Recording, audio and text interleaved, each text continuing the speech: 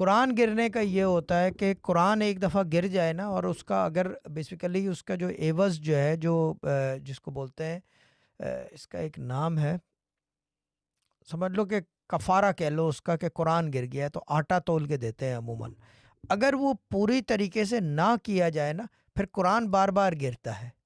یہ ایک عجیب چیز ہے قرآن کی حفاظت، کیونکہ اللہ تعالیٰ نے خود جو ہے کہا ہے کہ میں اس کی ذمہ داری لیتا ہوں. وہ اس کی حفاظت کرتے ہیں، ملائکہ بھی کرتے ہیں، موکلات. دنیا کی کوئی ایسی ظاہر حاضر چیز نہیں ہے مخلوقوں میں جو قرآن کی حفاظت نہ کرتی ہو.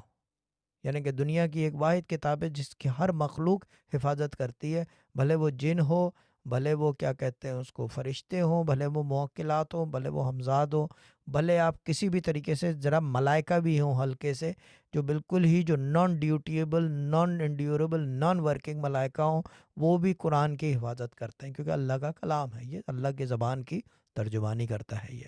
Now the other thing with that is کہ جب ایک دفعہ گر جاتا ہے نا قرآن، ٹھیک ہے نا، تو وہ پھر وہ یہ ہوتا ہے کہ آدمی کو احساس ہونے لگتا ہے، اگر اس کا تدارک کفارہ جو ہے، جو بھی ادا کرنے والا ہے، وہ اگر پوری طریقے سے نہ کیا جائے تو پھر یہ ہوتا ہے کہ وہ بار بار گرنے لگتا ہے.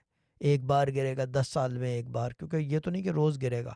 اور آدمی کو عموماً یہ خیال آتا ہے کہ یہ نہ ہو قرآن میرے ہاتھ سے چھوٹ جائے، کیونکہ وہ اندر سے ملائکہ آپ کی سوچ کے اندر پیدا کرواتے ہیں کہ یہ جو ہے وہ یاد رہے.